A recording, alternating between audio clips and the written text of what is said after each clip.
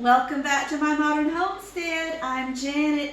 You guys, I'm so excited. Do you know what today is? Surely you do. It's December the 1st. It is officially Christmas season and I am so ready. You guys, I had to stop right in the middle of our decorating series because this house, I just can't get it together, you guys. We are constantly moving out old furniture, moving new furniture in, and you know what happens when you do that. Stuff gets pulled out, you're going through stuff, you're getting rid of stuff. Do I dare, Alyssa, show them what's in this floor. This is so embarrassing, you guys, but it's life. It's real. We barely got over Thanksgiving before we started creating another mess. But it's slowly coming together. All of that Melissa just graciously showed you is going to charity or to the dump. It's going out of my house. I love getting rid of stuff. It's just so freeing. You can breathe. But anyway, I digress. What I want to share with you is we are starting our Christmas Around the World. We have been doing this for 10 years. It started as a school project. But we had so much fun with it that I've used it every year. We've added to it. We've made it bigger each time. And it's become such a family tradition with us that I want to share it with you. If you're a homeschool parent or even a teacher in school, it's great social studies, history, world studies, writing. There's all sorts of things you can do with it. Last year we did intense writing with it. Some years I've used it like a passport. We found countries on the map and colored them in, colored flags for each of the countries we studied. But this year it's just about enjoying it, just for what it is. The children have worked really hard. It's funny calling them children. They're hardly children, but my two kiddos have studied really hard and worked so that they can take December off. They're almost done. We're still starting today, and we always start with Australia. Excuse me, my nose is running. I'm sorry about that. Let me continue with this. We always start with Australia, mainly because I like to use it as part of my decorating, because decorating is big in Australia. They even have competitions with lights. It's a lot like we do here in America, but I always use it to put the wreaths on my door. Funny story about the wreaths. I had to redo mine this year. I thought I had another grapevine wreath to use, and I don't. I hope by this evening I can get to the store and get it, and get back home and get it decorated, but if not, it's okay. But another big thing in Australia for Christmas is barbecues. Now, I don't particularly enjoy firing up the grill and cooking on a grill. That's my husband's forte. I let him do that. But I always do barbecue chicken sandwiches when we do Australia. And here I'm just seasoning up my chicken. You've seen me do this before. I put it in the crock pot and just let it cook for a couple hours, and it's so tender and so good. So I'm just going to wrap this up and put it in the crock pot, and then I'll be back to show you our wreath.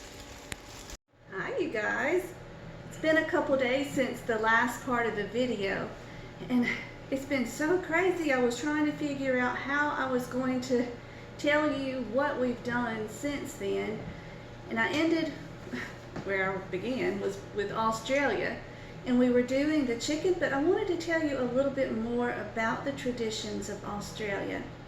Now in Australia, I told you how I don't know if I did or not, but it's warm in Australia at Christmas time, so it's very popular for families to have like a barbecue with their traditional English meal. A lot of times they will do shrimp or lobster, and it's also very common for families to go to the beach or go on picnics, because Christmas, just like around the rest of the world, families like to be together. And one of the really popular things they like to do is carols by candlelight. It was a tradition started in the 1930s by a radio host. Let me see, it was 1935 by Norman Banks. See, I have to keep my notes because I can't remember anything. And it started because he saw a woman sitting by herself singing carols by candlelight. And he thought, there should be a way for people to come together so that they don't have to be lonely at Christmas time. So he developed this community carol singing, and it has carried on to this very day. And now a lot of times it's even used as a fundraiser for Vision Australia. Is that correct? Vision Australia's children's service, which supports visually impaired children and helps their families live a life that they want to live. So I thought that was really neat. And I'm sounding so southern on here. I am so sorry. So anyway, the other thing was the wreath. And I told you in that last video that I couldn't find my wreath. I don't know where that wreath went. So I had to wait until I could get a new one. And it is now Saturday, but I got the wreath done. So I thought I would bring you along and show you how I put it together. Now guys, we live in a rural area, and I just had to make do with what I could find at the local store. There was nothing there that wasn't glittered or shimmery or shiny. I just had to go with it. Whatever I could find, I just had to go with it. And I searched forever trying to put the right things together because there was a very limited amount of things. So anyway, I hope you enjoy this next part.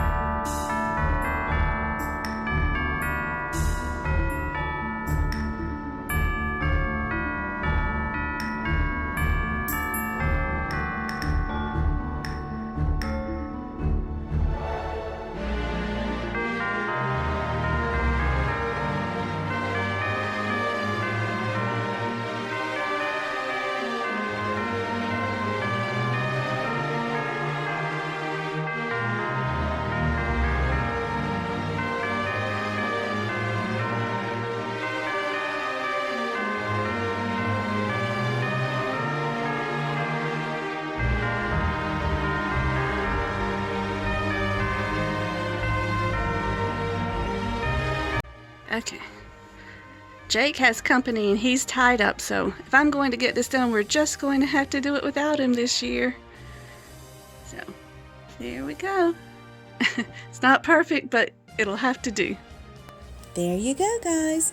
Stay tuned. Our next videos will be Ireland and France and Ukraine. Thank you so much for joining me. I'll see you next time. Until we meet again, may you be blessed.